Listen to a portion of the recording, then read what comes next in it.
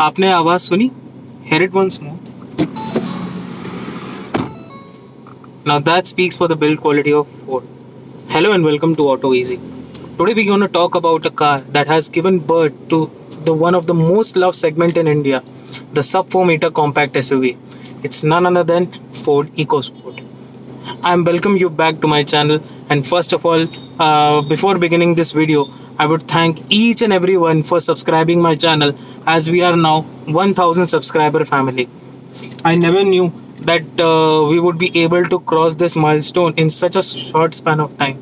So I would request you to show some more love so that we could achieve the milestones which are ahead. So before starting this video, I would request you to please subscribe the channel and share this video with your friend and family so that we could achieve this milestone as early as possible with your help and support. Thank you. So we'll start with the exteriors. अगर exteriors की बात करें, still it was being launched in 2013 and it was being updated in 2017. Still the Ford EcoSport looks much better than most of the competition, and it's an ever aging design, but still it's your personal opinion and preference. किसी को कुछ पसंद आता है, किसी को कुछ पसंद आता है, but still if you ask me, it is one of the most handsome looking car which gives you a proper feeling of the SUV in the sub 4 compact segment. So let's begin. First of all you can see यहाँ पे एक Chrome में आपको grill मिलती है, बीच में Ford का लोगो है. अगर हेडलैम्प्स के पास में आए तो यहाँ पे आपको एक LED DRL मिल जाता है, normal projector headlamps with the halogen bulbs.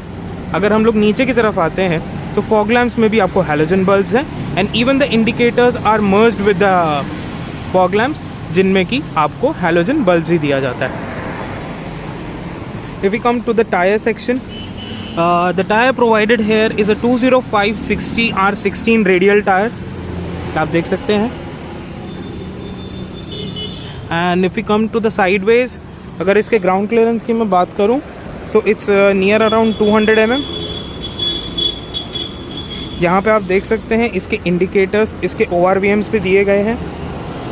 Nice and big ORVMs, आपको कोई प्रॉब्लम नहीं आएगी एडजस्टमेंट में. And one of the good thing is that कि ORVMs जो हैं वो आपके डोर पे माउंटेड है. यहाँ पे क्रोम का कोई टच नहीं दिया गया है, which looks decent. I am not a big fan of chrome. Even the door handles are not in chrome.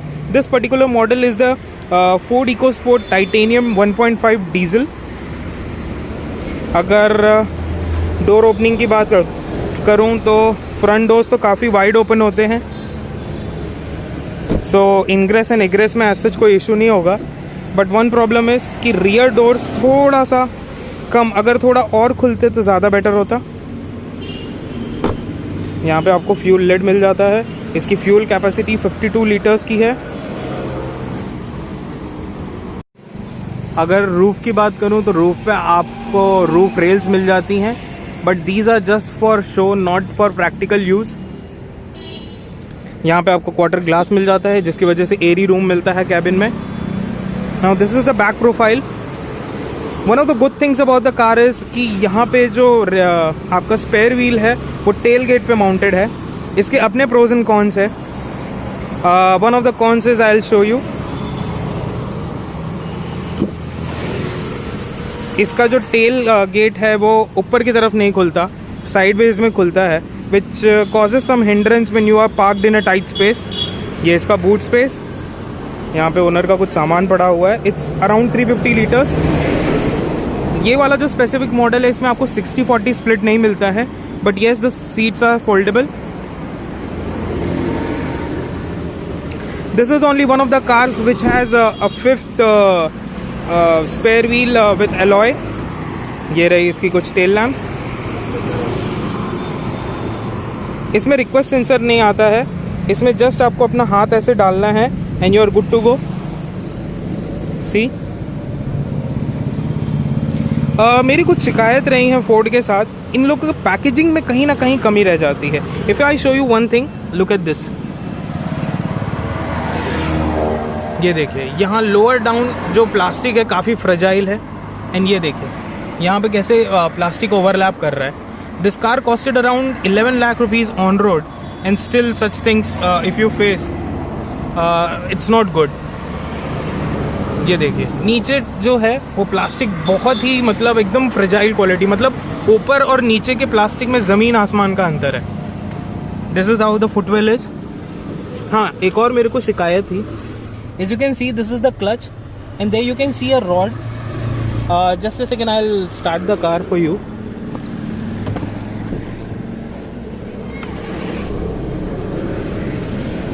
अभी जैसे मैंने कार स्टार्ट कर दिया है, अब आप ये क्लच देख सकते हैं and see I will move the steering and you can see a cylinder there moving. तो मैं जो पैकेजिंग की बात कर रहा था, अब इसमें क्या होता है कि जब आप अपना क्लच दबाते हैं, so sometimes the toe end of your feet touches with that cylinder. See, ये मेरे साथ एक इशू काफ़ी हो रहा था and it was causing some problem when I was taking a U turn और समथिंग लाइक दैट. सो ये सारी चीज़ फोर्ड को ध्यान रखनी चाहिए थी. अगर इसकी पैकेजिंग वो थोड़ा सा सही से करते चाहते तो इसको आगे बूट की तरफ से इसको निकालना चाहिए था, बट इन लोगों ने ये स्टीयरिंग का जो कॉलम है वो फुटवेल से निकाला है. वो कुछ लोगों को प्रॉब्लम दे सकता है and it's a very minor thing, but अगर आप 11 लाख रुपए इन्वेस्ट कर रहे हैं then I don't think so it's quite good.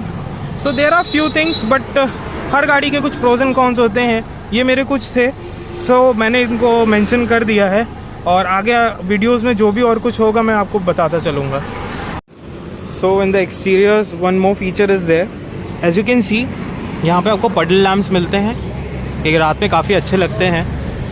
As soon as you reach near the car और यू ओपन द डोर, ये अपने आप से स्टार्ट हो जाते हैं. So this is how the exterior is of the car. It looks brilliant. Though it's been almost 3 years that it hasn't been updated by Ford. यहाँ पे आपको नीचे skid plates भी मिल जाते हैं. So you can go for mild off-roading. आप इसको serious off-roader के तरह नहीं ले सकते हैं. ये रही कुछ इस तरह से इसकी चाबी, पीछे Ford का लोगो. इसमें लॉक एंड अनलॉक ही आपको मिलता है, ज़्यादा कुछ इसमें है नहीं. और इस बटन को दबाने से आपकी फिजिकल की बाहर आ जाएगी. So now let's get inside the vehicle. So now अब हम गाड़ी के अंदर आ चुके हैं. कुछ इस तरह से है इसका dashboard. Let me start the car ताकि आपको आवाज़ बता सकूं कितनी अंदर आती है. गेरा कुछ इस तरह से इसका स्पीडोमीटर.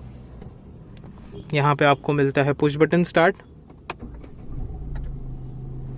तो ये रही इसकी 8 इंच की टच स्क्रीन. ये जो स्पेसिफिक मॉडल है टाइटेनियम, इसमें आपको एंड्रॉयड ऑटो और एप्पल कारप्ले नहीं मिलता है. सो आपको अपने मोबाइल से ही अपना मैप्स को नेविगेट करना पड़ेगा. हाँ, बट इसका म्यूज़िक सिस्टम काफ़ी डिसेंट है.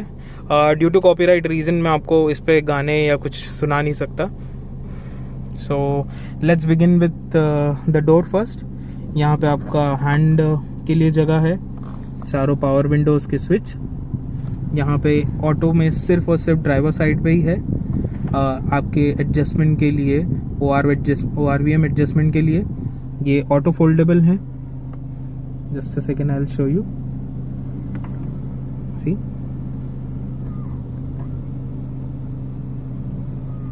आपको ORVM से काफ़ी अच्छा व्यू मिलता है. नाउ अब स्टीयरिंग पे आते हुए, ये लेदर रैप्ड स्टीयरिंग व्हील है. यहाँ पे आपको दिए गए हैं मोड, वॉल्यूम से रिलेटेड कंट्रोल्स यहाँ पे दिए गए हैं to change the song and all. यहाँ पे आपको MID से रिलेटेड कंट्रोल्स दिए गए हैं. इसमें ये रहा फोर्ड का logo. This is how the horn sounds. यहाँ पे आपको एक एयरबैग मिलता है और दूसरा एयरबैग आपको वहाँ पे मिलता है.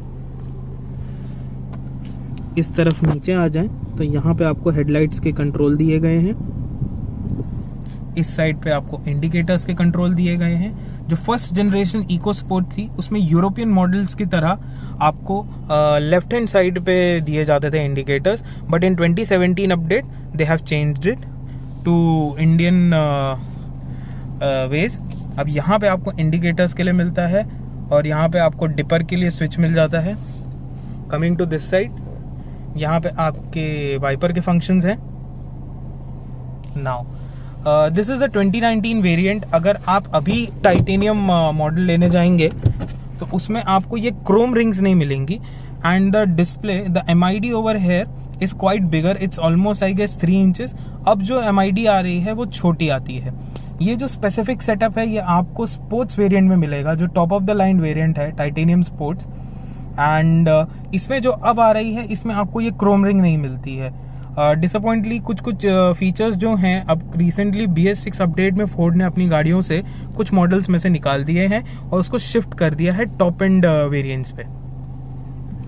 So here it's the quarter glass.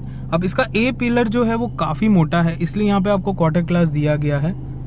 And this is how it looks from the driver seat. एक और इशू है मेरा, as you can see that the smaller wiper blade it's visible from the driver seat. Aesthetically थोड़ा सा अगर Ford चाहती तो उसको प्रॉपरली टक इन या हाइड कर सकती थी, ताकि जब वो अपनी पोजीशन पे आए तो वो ड्राइवर के व्यू में ना आए। So it's not a big thing, but if you look in the Hyundai cars और इवन किया कार्स, वो प्रॉपरली एकदम अलाइंड रहते हैं नीचे की तरफ, वो आपके विंडस्क्रीन से दिखते नहीं है आपको। सो ये एक छोटा सा ही पॉइंट है, बट स्टिल मुझे लगा बताने जैसा था तो इसलिए मैंने बता दिया। अब देखिए ड्राइवर सीट से आपको बोनेट किसी भी हाइट पे नहीं दिखेगा, क्योंकि इस समय मेरे जो सीट है वो हाईएस्ट पोजीशन पे है, क्योंकि इसमें आपको सीट हाइट एडजस्टर भी मिल जाता है, ये देखिए यहाँ से। एंड टाइटेनियम वेरिएंट जो आता है वो डुअल टोन इंटीरियर्स में आता है, ब्लैक एंड बेज में। ये यहाँ पे कुछ सामान रखने की जगह, यहाँ पे है आपका ग्लव बॉक्स, कुछ सामान पड़ा हुआ है ओनर का। Here is the climate control AC। हाँ, एक चीज़ मैं AC के बारे में कहना चाहूँगा, ये इतनी जल्दी कूलिंग कर देता है कि मतलब आपको थोड़ा सा भी टाइम नहीं लगेगा। इसमें रियर AC वेंट नहीं आता है, but still the cooling is so effective that within minutes the car gets chilled. इसका AC बहुत ही अच्छा है। यहाँ पे कुछ सामान रखने की जगह, ये 12 वोल्ट का आपका सॉकेट है, यहाँ पे आपके USB माउंट्स हैं। एंड लोअर डाउन ये 5 स्पीड गियर बॉक्स है, जिसके बारे में हम अपने ड्राइव रिव्यू में बात करेंगे आगे चल के। ये हैंड ब्रेक्स, यहाँ पे प्रैक्टिकली बॉटल रखने की तो खास इतनी जगह नहीं है, बट स्टिल छोटा मोटा निकनैक्स आप रख सकते हैं। ये रहा हैंड रेस्ट के नीचे जगह है। It's deep but it's not that wide. यहाँ चीज़ें बहुत सारी चीज़ें हैं जो फोर्ड इकोस्पोर्ट में जो इतनी वाइड नहीं है। And there is the lock unlock button over there, that's the passenger seat. It's also in not in beige, I would say something आपको कैमरे में तो शायद ग्रे दिख रहा होगा, but darker shade of beige है। Now if you come to this side of driver, एक चीज़ मेरे को जो इशू है इस कार से, if I talk about my self, I am bit hefty.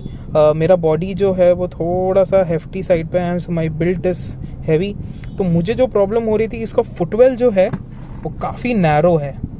सो जब मैं गाड़ी चला रहा था तो मेरा पाँव बार बार इस चीज़ से लड़ रहा था, सो ये मुझे थोड़ी सी दिक्कत कर रहा था।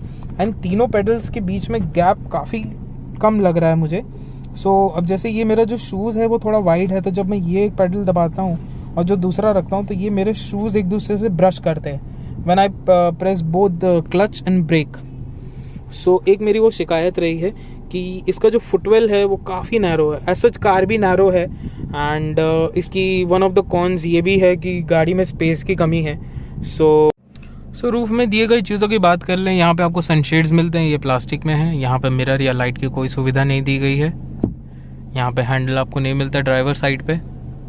ये रही लाइट, येलो कलर की लाइट्स है, सिंगल बल्ब है। एक लाइट यहाँ पे दी गई है आपको, और एक लाइट वहाँ पीछे दी गई है, जिसका प्रैक्टिकली मेरे हिसाब से तो कोई यूज़ नहीं है। उसको कहीं यहाँ पर होना चाहिए था मिडिल में, ताकि आपको एक अच्छी लाइटिंग मिल सके। ये टाइटेनियम मॉडल है, इसलिए यहाँ पे सनरूफ नहीं दिया गया है। यहाँ पे कोई सनग्लास होल्डर नहीं है। Even the IRVMs are manually adjustable. And इस साइड पे भी आपको सनशेड मिलता है। एंड यहाँ पे आपको मिरर भी दिया गया है, बट लाइट इधर दी गई है।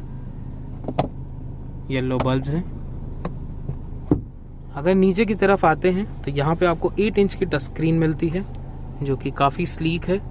जिस प्राइस पॉइंट पे आती है अगर उस हिसाब से देखें तो ये काफ़ी स्लीक है। मतलब इसका जो टच रिसेप्शन है इट्स क्वाइट गुड, लैगी नहीं है कहीं से भी, so that's a good thing about it.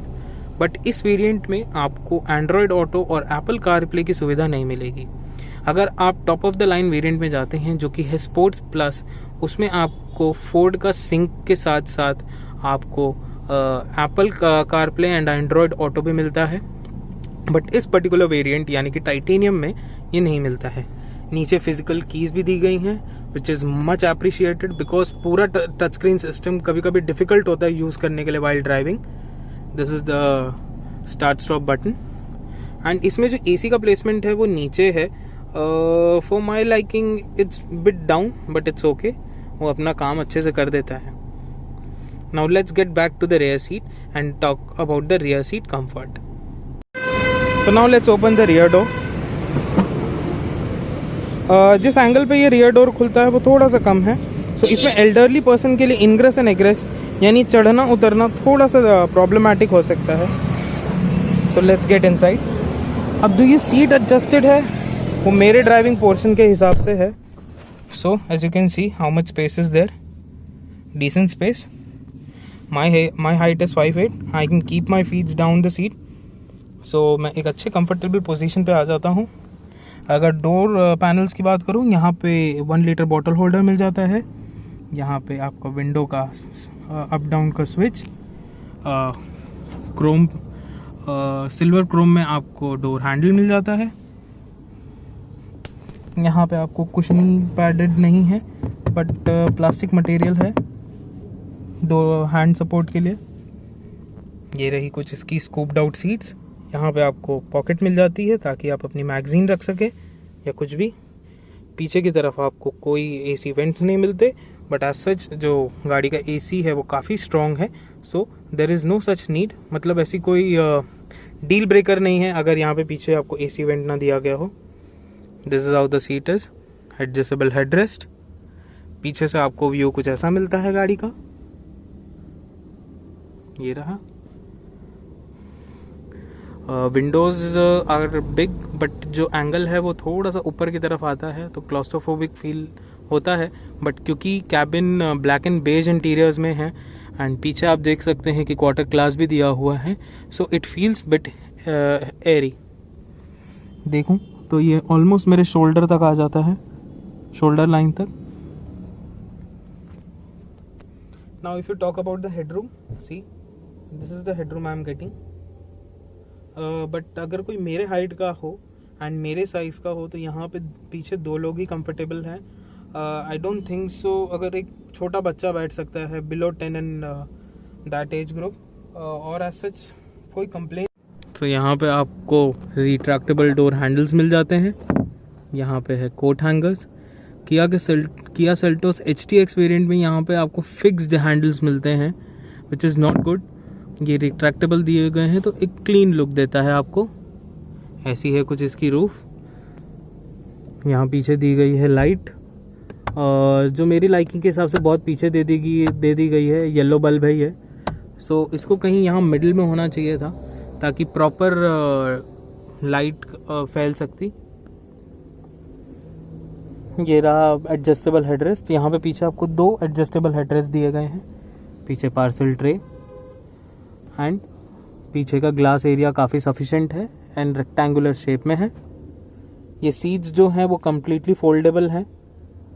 यहाँ पे आपको सीट बेल्ट्स भी मिल जाती हैं। And this is how the front looks from the rear. It looks decent. Dashboard जो है वो काफ़ी बड़ा दिया गया है गाड़ी में, जिस वजह से वो थोड़ा सा इंटीरियर स्पेस को इंट्रूड करता है। अगर नेक्स्ट टाइम जैसे फोर्ड इसको अपडेट करती है, सो इसको एक प्रॉपर शेप अगर दे पाए, डैशबोर्ड को कुछ हद तक अगर छोटा कर सके, तो यहाँ पे काफ़ी स्पेस बनाया जा सकता है। क्योंकि गाड़ी का व्हील बेस है 2520 mm, 4 मीटर की इसकी लेंथ है, 1745 mm इसकी विड्थ है। सो अगर हम पीछे की बात करें तो यहाँ पे 2 लोग ही आराम से बैठ सकते हैं और एक छोटा बच्चा बैठ सकता है। सो that's it from the interior.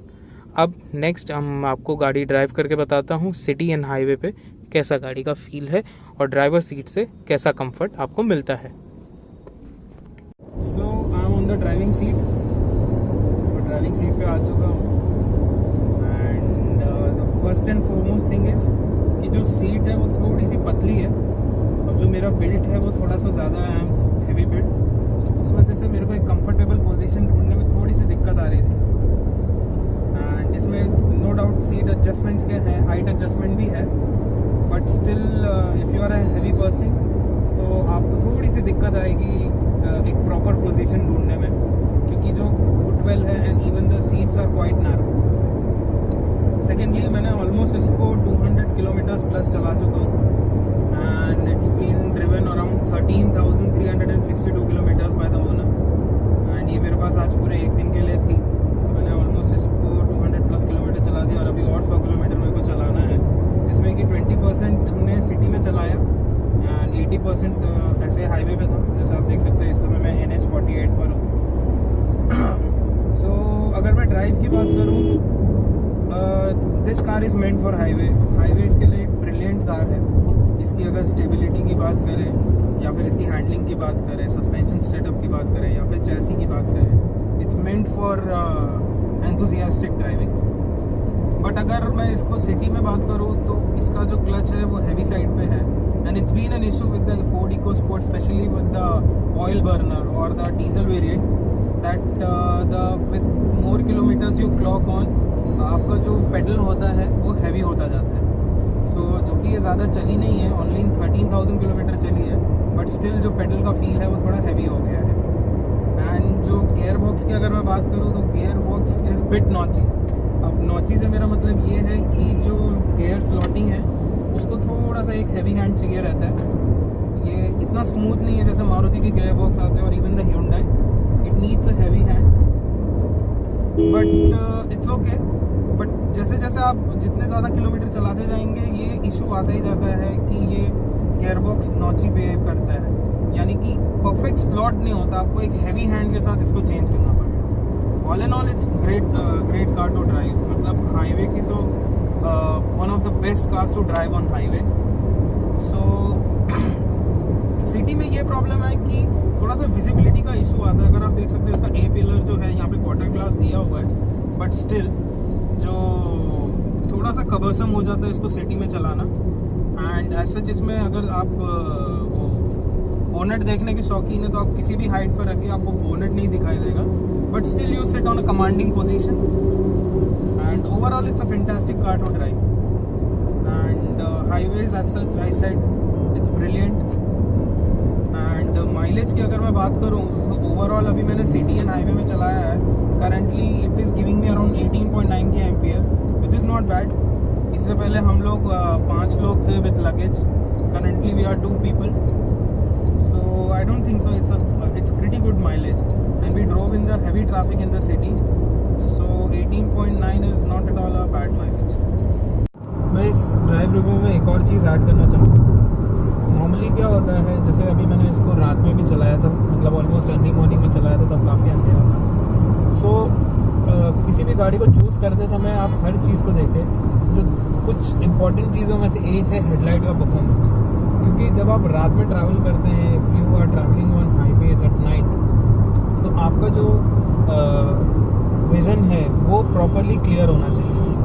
And अगर मैं इस स्पेसिफिक गाड़ी की बात करूँ तो इसमें हैलोजन बल्ब आते हैं इन प्रोजेक्टर्स, जिनका थ्रो डिसेंट है, I would say not that great.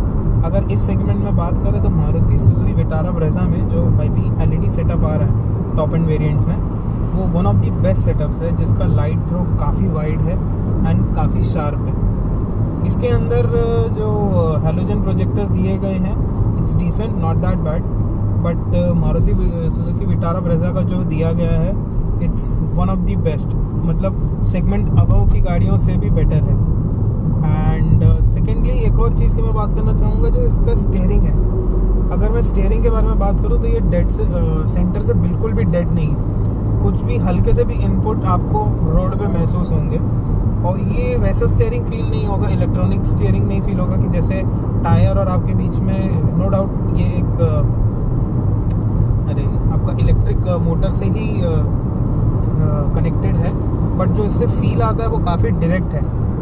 वो आपको वैसा मैकेनिकल फील देगा, you know, it feels pretty confident at the corners. So इसका जो स्टीयरिंग सेटअप है वन ऑफ द बेस्ट है। एंड एज सच मैंने गेयर बॉक्स और इंजन की तो बात कर ही दिया था, बट ये दो चीज़ मैं मेंशन करना चाह रहा था। So that's it. So if I had to conclude this, अगर आप कंफ्यूज हैं एक सब 4 मीटर एसयूवी के अंदर, क्योंकि करेंटली अभी मार्केट इसी का ही है, most of the car buyers are looking for a sub compact SUV, so ये one of the best options है, एंड स्पेसिफिकली इन डीजल, क्योंकि ये जो फोर्ड का 1.5 TDCI इंजन है, it's a gem of an engine, 100 bhp produce करता है, 205 newton metre का टॉर्क प्रोड्यूस करता है, एंड इसमें बिल्कुल आपको वो ज़्यादा महसूस नहीं होगा टर्बो लैग। जो टर्बो का स्पूल है वो एकदम लीनियर है, सो आपको वो जो 1.3 लीटर DDIS इंजन आता था मारुति का, वैसा आपको टर्बो लैग एकदम जो टर्बो का पुश आता है अचानक से, वो इसमें बिल्कुल भी फील नहीं होगा। It's quite linear, it picks up pace in a quick. अभी देखिए, अभी ऑलमोस्ट मैं 80 पे हूँ, अभी सामने थोड़ा सा ट्रैफिक है मेरे सामने, आई टेक राइट, सो अभी ट्रैफिक आ गया है। सो कोई भी गियर हो, इसको ज़्यादा आपको गियर चेंजेस करने की ज़रूरत नहीं पड़ती, स्पेसिफिकली इस gear box and engine combination के साथ ये गाड़ी आराम से बिलो 20 आपके थर्ड गियर पे भी पिक कर सकती है, and you can zero start the car on the second gear as well. So ये जो इंजन गियर का combination is pretty awesome, and yes it's bit cumbersome in city, but on highway it's a boon. As you can see I am on 5th gear and the car is around 40 km/h. So अब देखिए, मैंने 5th gear डाल दिया है, car around 40 पे है। अब जैसे ही मैं पेडल दबाऊंगा, it will quickly pick up the pace. यहाँ पे गाड़ी को वो स्ट्रगल नहीं करती है। So it's one of the best thing of this car कि जो इसका डीजल इंजन है, आई डोंट नो क्यों इसकी सेल्स इतनी कम है। अभी last November 2020 in the month of Diwali 1500 unit ही गाड़ी की बिकी है। आई डोंट नो क्या ऐसे कारण है कि लोग क्यों प्रेफर नहीं कर रहे हैं, बट अगर देखा जाए तो ये गाड़ी का जो इंजन है, specifically the diesel, it's pretty awesome. If I had a recommendation, then I would strongly recommend this car under sub 4 meter category. If you have to take my recommendation, आप पहले जाइए, सारी गाड़ियाँ चला के देखिए, आप फोर्ड की भी टेस्ट ड्राइव लीजिए। इट्स अ ब्रिलियंट कार, अच्छा इंजन है, पर पता नहीं क्यों सेल्स इसकी पिकअप नहीं कर रही। So in short, if I have to conclude this, अगर आपकी ड्राइव सिटी में है, आप ज़्यादा अपने हाईवे पे ड्राइव करते हैं, आपको एक लो मेंटेनेंस और कॉम्पैक्ट गाड़ी चाहिए with sturdy build quality, this is the car you should go for. It's brilliant to drive, brilliant to have, low on maintenance, and what all can I say? So this is what I have to say about this, and I hope you like this video. मेरे ख्याल से ये video थोड़ा लंबा हो गया होगा, but I can go on and on about this car, but short and sweet यही है कि गाड़ी अच्छी है, but फिर भी इसके सेल्स इतनी नहीं है. So that's all from my side, and see you soon in